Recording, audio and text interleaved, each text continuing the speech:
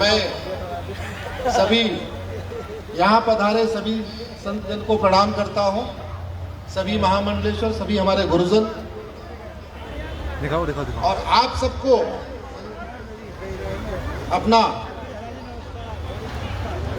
अपना स्नेह भेंट करता हूँ।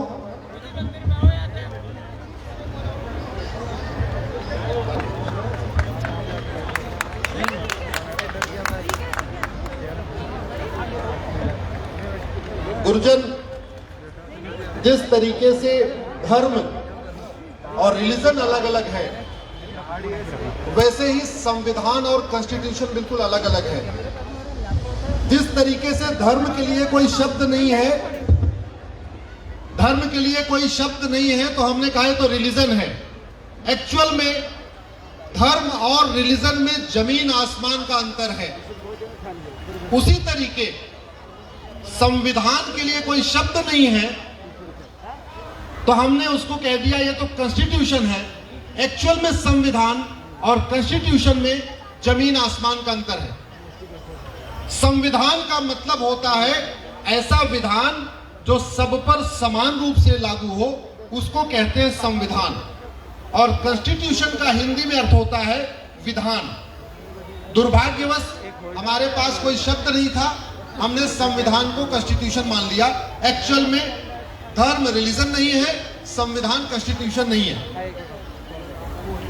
और जब इस देश में ये देश संविधान से चल रहा है और संविधान का अनुच्छेद 26 कहता है इस देश के प्रत्येक संप्रदाय, प्रत्येक मत, प्रत्येक पंथ को अपने इच्छा के अनुसार अपने धार्मिक स्थान का सृजन करने, उनका रखरखाव करने, उनकी देखभाल करने का अधिकार है।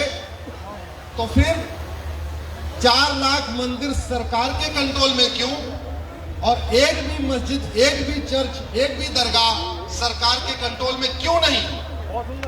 ये संविधान नहीं है, ये संविधान नहीं है, ये बहुविधान है। बहुविधान, संविधान का मतलब होता है ऐसा विधान जो सब पर समान रूप से लागू हो।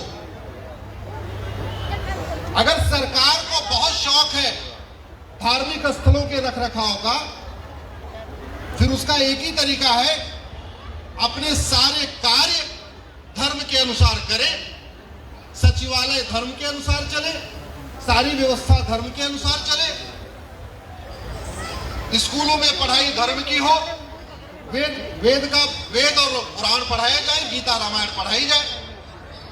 लेकिन हो रहा है बिल्कुल उल्टा। भारत का संविधान कहता है कि मत और पंथ देख के किसी से आप टैक्स नहीं लोगे, मत और पंथ देख के किसी से टैक्स नहीं लेंगे आप।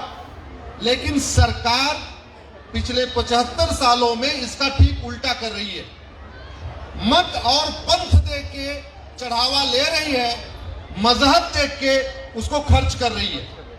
मंदिर का चढ़ावा ले रही है, मठ का चढ़ावा ले रही है, चढ़ावा ले रही है, जो कुछ वहां दान में आ रहा है सब कुछ ले रही है।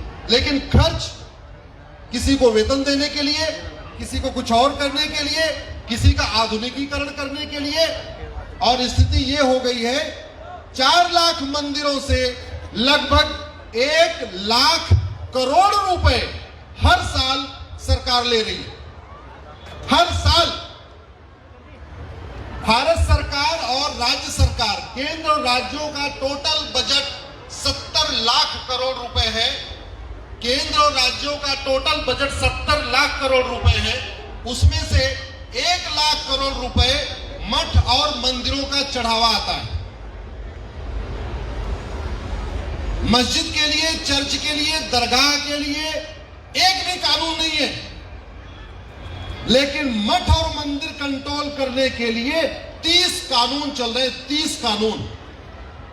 पहला कानून अंग्रेजों ने 1863 में बनाया। 1863 में पहला कानून बनाया था। उसके बाद कौम कहे आजादी के बाद उस कानून को खत्म करने के लिए हमारी सरकारों ने 29 कानून और बना दिए।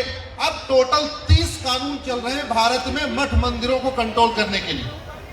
आप लोगों के आशीर्वाद से मैंने उन सभी 30 कानूनों को एक साथ सुप्रीम कोर्ट में चैलेंज किया हुआ है। सुप्रीम कोर्ट में सुनवाई होती रहेगी और आप लोगों का आशीर्वाद रहा, संत समाज का आशीर्वाद रहा, मुझे पूरा भरोसा है वो 30 कानून सुप्रीम कोर्ट खत्म करेगा।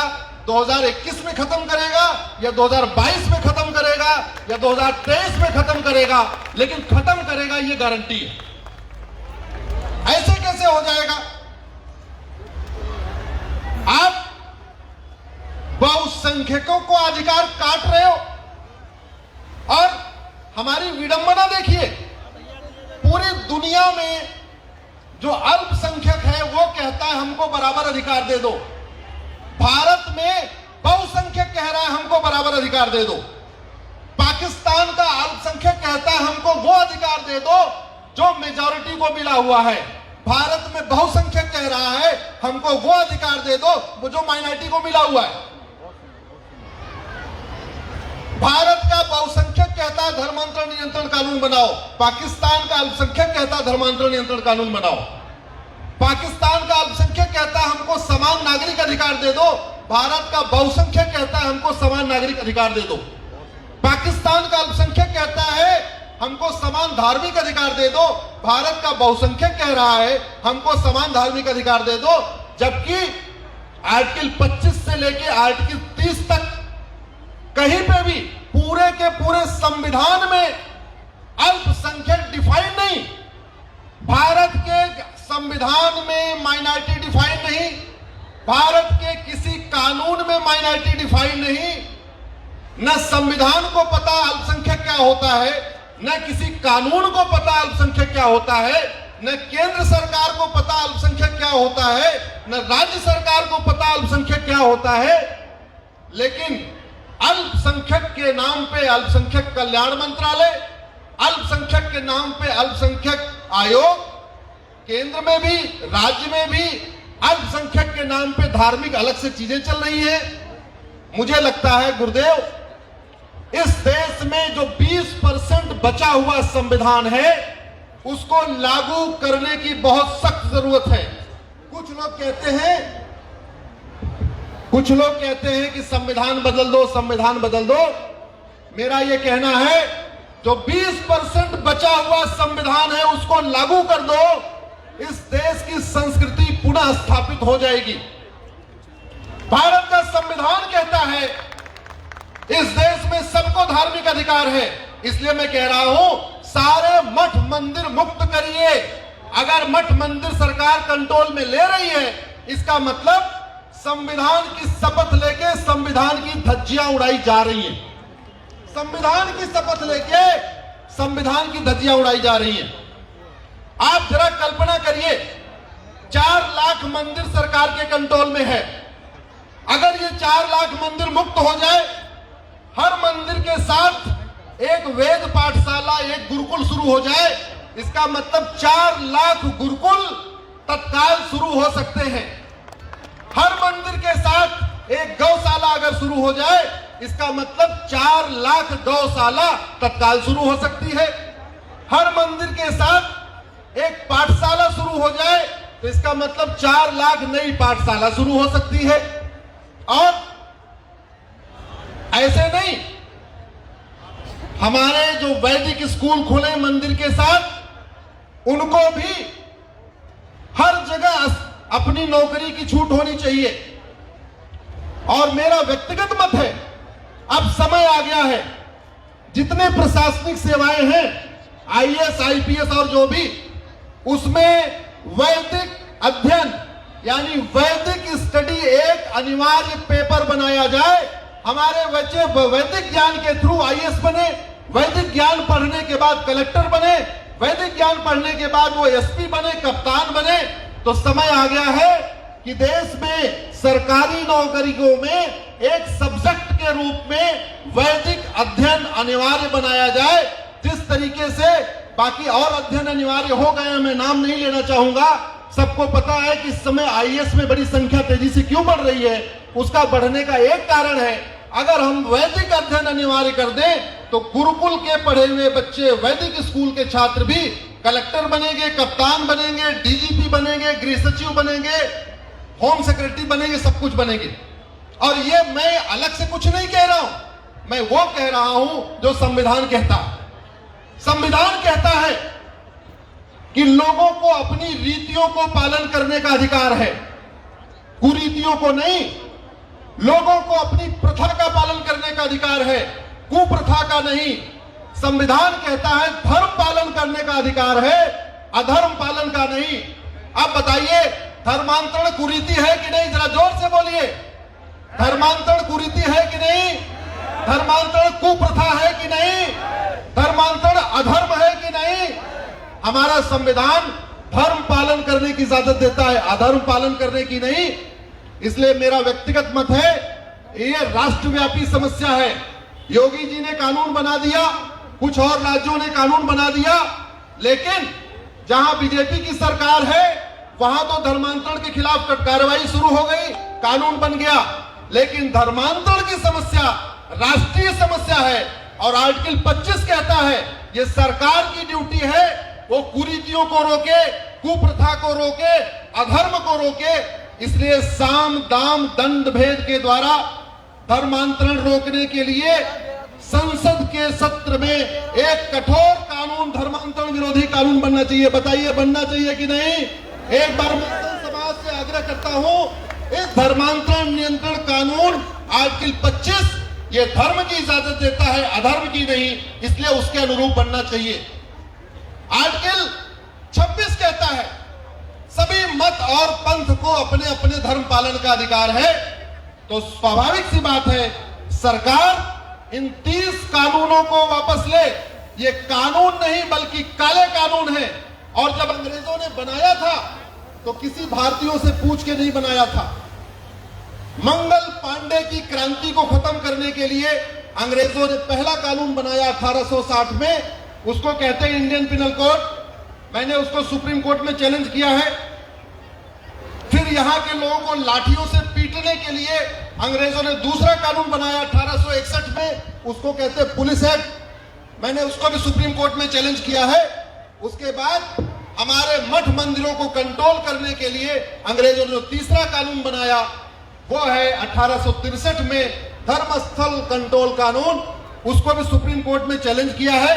मैं आशा करता हूं जब तक सुप्रीम कोर्ट कोई निर्णय लेगा, जब तक सुप्रीम कोर्ट हमारे मठ मंदिरों को मुक्त करने के लिए कोई कदम उठाए, हमें पूरा भरोसा है सरकार, राष्ट्रवादी सरकार, प्रधानमंत्री मोदी जी इस विषय पे बहुत जल्द कोई निर्णय लेंगे और हमारे मठ मंदिरों का उद्धार होगा।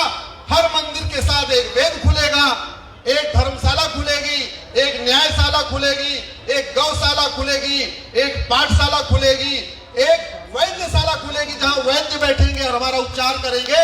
इस तरीके से वास्तव में सनातन संस्कृति का पुनरुत्थान होगा। साथियों, यहां पे पूरे देश से हमारे धर्मगुरु आए हुए हैं, आचार्य नवीनपुरी जी आए हुए हैं, महाराज हरिद्वार से आए हुए हैं, सब लोग यहाँ अलग अलग क्षेत्रों से आए हुए हैं। अब समय आ गया है गुरुवर्ग कि जिस तरीके से राम कथा होती है, कृष्ण कथा होती है, आप लोग 1 घंटे की संविधान कथा शुरू करवाएं, क्योंकि हमारे विरोधी संविधान के नाम पे ही मजाक उड़ा रहे हैं। वो संविधान के नाम पे एक हैदराबाद वाला है, जब देखो कहता संविधान ने हमको ये इजाजत दिया, संविधान ने हमको ये इजाजत दिया। वो उल्टी सीधी व्याख्या करता रहता है संविधान की। इसलिए अब जरूरत आ गई है, जहां जहां धार्मिक कथा हो, जहां भगवान राम की कथा हो, भगवान कृष्ण की कथा हो, भागवत कथा हो, कम से कम आधे घंटे, 30 मिनट या 1 घंटे का संविधान की कथा होनी चाहिए। हम बताएं तो हम दो, हमारे दो, शुरुआत किया भगवान राम ने और जनता को स्पष्ट संदेश देने के लिए भगवान राम, लक्ष्मण, भरत, शत्रुघ्न ने एक एक विवाह किया। भगवान राम, लक्ष्मण, भरत, शत्रुघ्न के 2-2 बच्चे। और हमारा संविधान भी कहता है हम दो, हमारे दो। मैचिंग हो रही है कि नहीं हो रही है? जो बात वाल्मीकि रामायण में जिसका जिक्र है वही संविधान है। संविधान कहता है घुसपैठियों के खिलाफ कठोर कानून बनाओ। संविधान कहता है धर्मांतरण के खिलाफ कठोर कानून बनाओ। संविधान कहता है समान शिक्षा लागू करो। राम राज्य की जो पहली खूबी थी, राम राज्य में समस्त भारत में सारे गुरुकुल का सिलेबस और करिकुलम समान था। आज की डेट में मुझे लगता है अगर वो दोबारा फिर से समान शिक्षा व्यवस्था लागू हो जाए, इस देश से सबको पता है मजहबी उन्माद कहां से फैल रहा है। इस देश में सबको पता है कट्टरवाद कहां सिखाया जा रहा है। ये सबको पता है चरमपंथ कहां से आ रहा है। इस चरमपंथ का, कट्टरवाद का, मजहबी उन्माद का सबसे बढ़िया तरीका है इस देश में समान शिक्षा लागू हो। कम से कम 18 वर्ष तक के सभी छात्र एक किताब पढ़े, एक जैसी चीज पढ़े, सरकार तय कर ले क्या पढ़ाना है। नहीं तो ये कट्टरवाद, चरमपंथ, मजहबी उन्माद खत्म नहीं होगा। संविधान कहता है सबके लिए समान अधिकार। वास्तव में आज कितने दुख की बात है, संविधान कहता है सबको समान धार्मिक अधिकार होना चाहिए, हम समान धार्मिक अधिकार की लड़ाई लड़ रहे हैं। संविधान कहता है सबको समान नागरिक अधिकार होना चाहिए, हम समान नागरिक संहिता की बात कर रहे हैं। संविधान कहता है सबको वित्तीय अधिकार होना चाहिए, हम समान वित्तीय अधिकार की बात कर रहे हैं। अगर मस्जिद का पैसा सरकार के पास नहीं आता, दरगाह का पैसा सरकार के पास नहीं आता, चर्च का पैसा सरकार के पास नहीं आता, तो हमारी कालका माता का चढ़ावा क्यों सरकार के पास जाता है? कालका माता को आप लोग जो चढ़ावा देते हैं क्या सरकार के लिए देते हैं क्या? एक बार बोलिए, ये चढ़ावा हमारे धर्म के लिए उपयोग होना चाहिए या सरकार के पास जाना चाहिए? लेकिन अभी उल्टा हो रहा है। यही बगल में लोटस टेम्पल है, उसका चढ़ावा सरकार के पास नहीं जाता, मुश्किल से यहां से 150 मीटर है, लेकिन कालका माता का जो चढ़ावा आता है वो सरकार के पास जाता है। बॉम्बे में सिद्धि विनायक मंदिर का जो चढ़ावा है वो सरकार लेती है, लेकिन वहीं से 10 मिनट की दूरी पे हाजी अली की दरगाह है, वो सरकार के पास नहीं जाता। वैष्णो देवी का चढ़ावा पूरा सरकार लेती है, लेकिन हजरत बल का दरगाह का चढ़ावा सरकार नहीं लेती।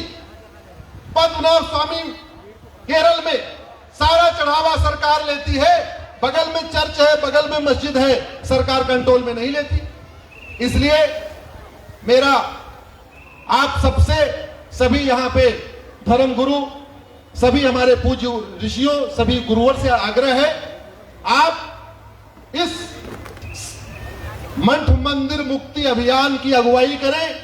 हमें आप जैसा निर्देश देंगे, जैसा आदेश देंगे, हम उसको आगे बढ़ाएंगे। कोर्ट में हम लड़ते रहेंगे।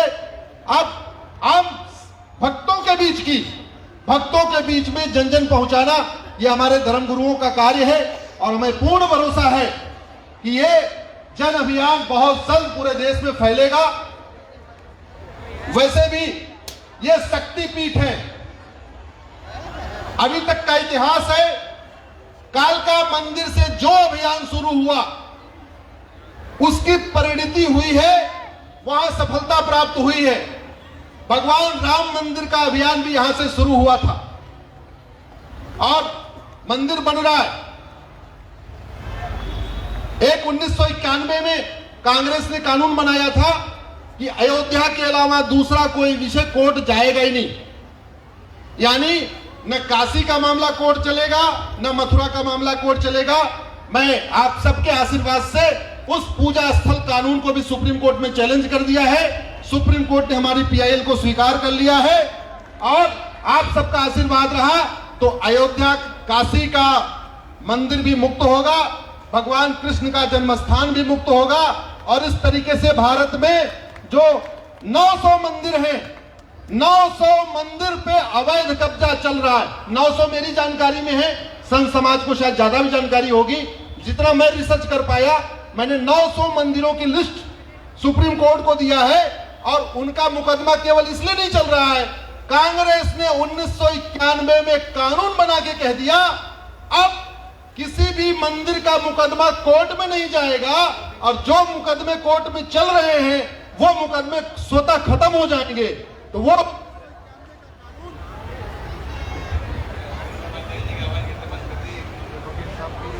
हेलो, वो 1991 का कानून भी चल रहा है। आप लोगों के आशीर्वाद से समान शिक्षा समान नागरिक संहिता का विषय सुप्रीम कोर्ट में चल रहा है। समान धर्मस्थल का विषय भी सुप्रीम कोर्ट में चल रहा है। जनसंख्या नियंत्रण कानून की लड़ाई भी मैं सुप्रीम कोर्ट में लड़ रहा हूं। और जैसा आप लोग निर्देश देंगे, जैसा मार्गदर्शन देंगे, हम सारा अपना तन मन धन सनातन संस्कृति को अपना अर्पण करते हैं, आप सबके चरणों में अर्पित करते हैं। जो आदेश होगा आगे उसके हिसाब से काम करते रहेंगे। बहुत बहुत धन्यवाद, बहुत बहुत आभार। पूजनीय हमारे गुरुजन हैं जिन्होंने मुझे बुलाया, बोलने का मौका दिया, मैं उनका आभार व्यक्त करता हूं।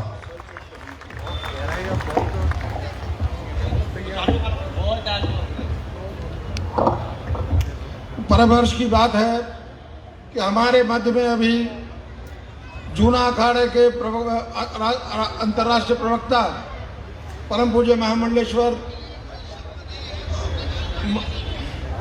नारायणगिरी जी महाराज कृपा करके पधारे हैं और वहीं हमारे महामंडलेश्वर नवल किशोर दास जी महाराज भी हमारे मध्य पधारे हैं आशीर्वाद देने के लिए। मैं उनका हार्दिक अभिनंदन करता हूं। आप सब लोग भी करतल ध्वनि से उनका स्वागत करें। जयकारे वीर बजरंगी, सत्य सनातन धर्म की।